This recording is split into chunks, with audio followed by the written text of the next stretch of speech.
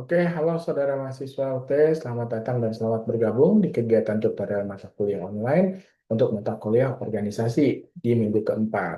Nah, kali ini kita akan membahas mengenai birokrasi organisasi. Capaian pembelajarannya setelah mempelajari ini, Anda diharapkan mampu menjelaskan hubungan ukuran organisasi terhadap organisasi, hubungan antara dimensi-dimensi birokrasi, tahapan pertumbuhan organisasi, hubungan karakteristik organisasi dan pertumbuhan, pandangan berbeda tentang performansi dan birokrasi, kondisi yang sesuai untuk organisasi yang tidak birokratis, sumber belajar utamanya Anda dari biasa modul 4 ya, BAP ya. Nah, diharapkan Anda untuk mengerjakan diskusi dan juga latihan soalnya. Oke, saya akan sampaikan dulu pengantar materi untuk kali ini ya. Akan disimak dengan baik.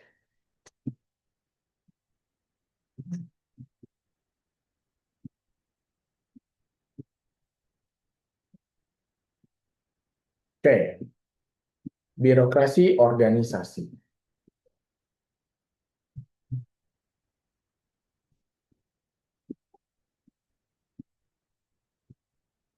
Birokrasi gitu ya. Kalau menurut Weber, organisasi birokratis yaitu organisasi yang jenisnya mempunyai karakteristik sesuai dengan sebuah masyarakat industri, baik untuk lembaga pemerintah ataupun organisasi usaha. Tujuh cirinya, satu, adanya pengaturan ataupun pengorganisasian fungsi-fungsi resmi yang saling terikat.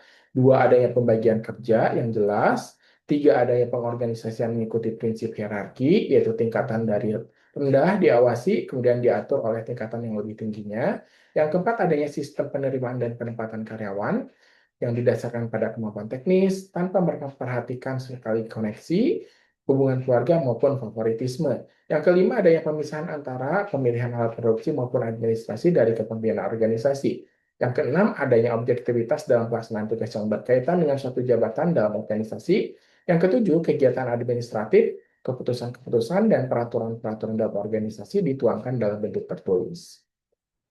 Nah, ada tiga jenis otoritas menurut Weber yang berpengaruh pada pola kepemimpinan dalam kegiatan pengambilan keputusan di organisasi. Satu, ada otoritas rasional legal. Ini yang muncul karena kepercayaan karyawan terhadap legalitas aturan, pembagian kerja, dan hal dari orang yang ditempatkan sebagai pemimpin untuk memberikan perintah. Otoritas ini merupakan dasar bagi organisasi pemerintahan. Dua, otoritas tradisional. Ini muncul karena kepercayaan orang terhadap tradisi. Nah, termasuk seseorang yang karena tradisi mempunyai hak untuk memerintah. Nah, yang tradisional ini dasar dari organisasi untuk kerajaan, gereja, dan keagamaan biasanya. Yang ketiga, otoritas karismatik. Ini muncul pada diri seorang yang punya karakteristik pribadi yang luar biasa. Menyebabkan orang tersebut dianggap mempunyai hak untuk memerintah orang lain. Nah, hubungan ukuran organisasi terhadap birokrasi. Ada formalisasi, ini tingkat penggunaan dokumen tertulis dalam organisasi. Ada sentralisasi, ini tingkat pemberian wewenang untuk pengambilan keputusan dalam organisasi. Ada kompleksitas, ini menunjukkan jumlah tingkat dalam organisasi dan kompleksitas horizontal yang menunjukkan banyaknya bagian dalam organisasi. Yang keempat, rasio administratif. Ini perbandingan jumlah anggota kelompok pimpinan terhadap jumlah keseluruhan organisasi. Hubungan antara dimensi-dimensi birokrasi, ukuran organisasi lebih besar akan menimbulkan beberapa, yaitu satu, menambah jumlah tingkatan manajemen, jadi kompleksitasnya vertikal. Dua, menambah jumlah jabatan maupun bagian dalam organisasi ini yang horizontalnya. Tiga, memperbesar tingkat spesialisasi, baik yang menyangkut keahlian karyawan maupun yang fungsional. Keempat, memperbesar tingkat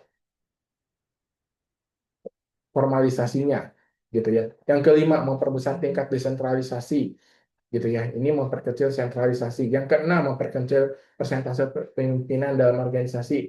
Yang ketujuh, memperbesar persentase staf teknis dan profesional. Yang delapan, memperbesar persentase karyawan. Jadi yang sembilan, memperbesar jumlah komunikasi yang tertulis, gitu ya.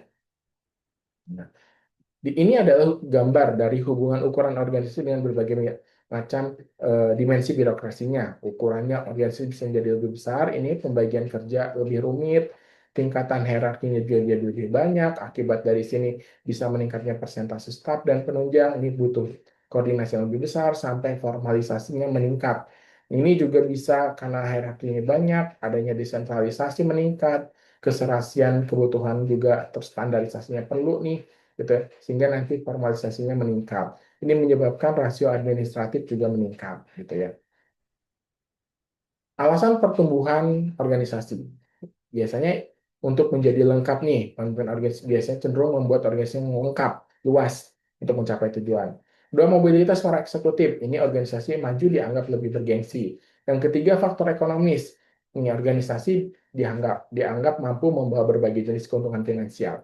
Yang kelima, menjaga kelangsungan hidup. Ini harus tumbuh organisasinya jika ingin tetap terjamin kelangsungan hidupnya. Tahap pertumbuhan organisasi bisa mulai dari aktivitas, ini fokus pada produksi, itu masalah-masalah pada krisis kepemimpinan biasanya. Nah, pertumbuhan bisa melalui juga pengarahan, ini fase pertumbuhan biasanya di sini karyawan merasa dibatasi, ada pendelegasian, pemberian kepentingan dan lain-lain. Masuk nanti ke pendelegasian, ini di mana pimpinan tertinggi mengarahkan perhatiannya pada yang bersifat strategis. Terumum masalah yang muncul itu kurangnya pengawasan. Terus setelah pendelegasian ada koordinasi, ini koordinasi berlangsung baik, timbul masalah biasanya, terhambatnya gerak manajer biasanya di sini yang pimpinan di tengah yang menengah terjadi sehingga geraknya jadi kaku. Ya, nanti lanjut ke kerjasama atau kolaborasi, ini adalah kondisi di mana semua pihak mampu saling bekerja sama. Hubungan karakteristik organisasi dan pertumbuhan. Periode bayi ini baru berdiri nih, kerennya kecil, gitu. Biasanya tidak birokratis gitu ya. Nah, baru pada remaja ini mulai nih bersifat birokratis, penambahan jumlah staf,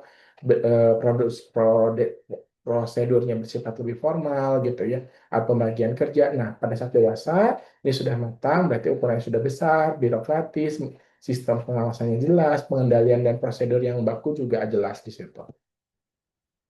Ini karakteristik organisasi menurut tahapan pertumbuhannya dari bayi, remaja, dan dewasa, dari mulai struktur sampai ke gaya manajemen yang dianut pimpinan puncaknya nanti bisa kalian baca ya perbedaannya ada di sini.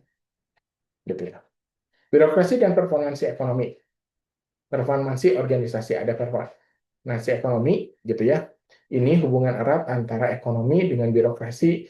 Perusahaan atau organisasi berusaha untuk tetap tidak birokratis, mempunyai performansi yang cukup baik.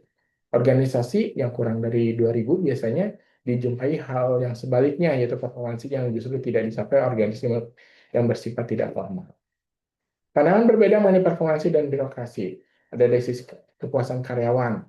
Birokratis ini sering dikritik karena mempunyai peraturan, standar, dan spesialisasi gitu ya.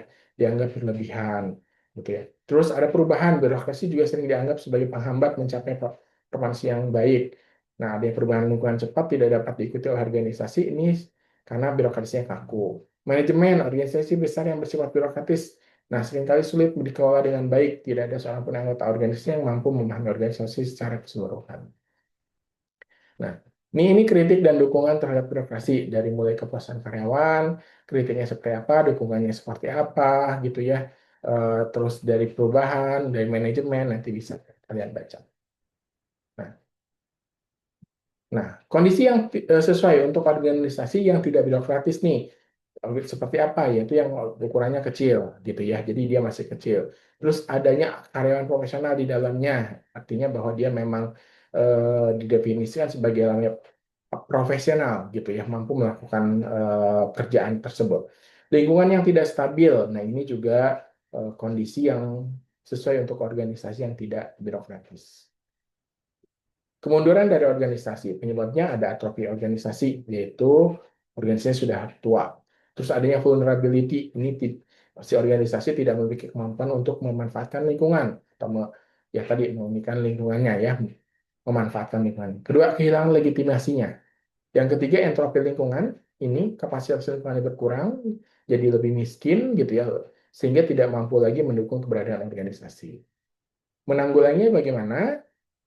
Dengan cara membatasi kerugian gitu ya, dengan melakukan penyesuaian terhadap kondisi lingkungan, atau dengan inovasi, yaitu berusaha menemukan cara yang lebih cepat, tepat atau lebih efisien untuk memanfaatkan berbagai sumber yang ada di lingkungannya gitu ya. Oke, sekian materi pengantar untuk kali ini. Jangan lupa kalian untuk kerjakan diskusinya. Semangat terus, sampai jumpa di pertemuan berikutnya.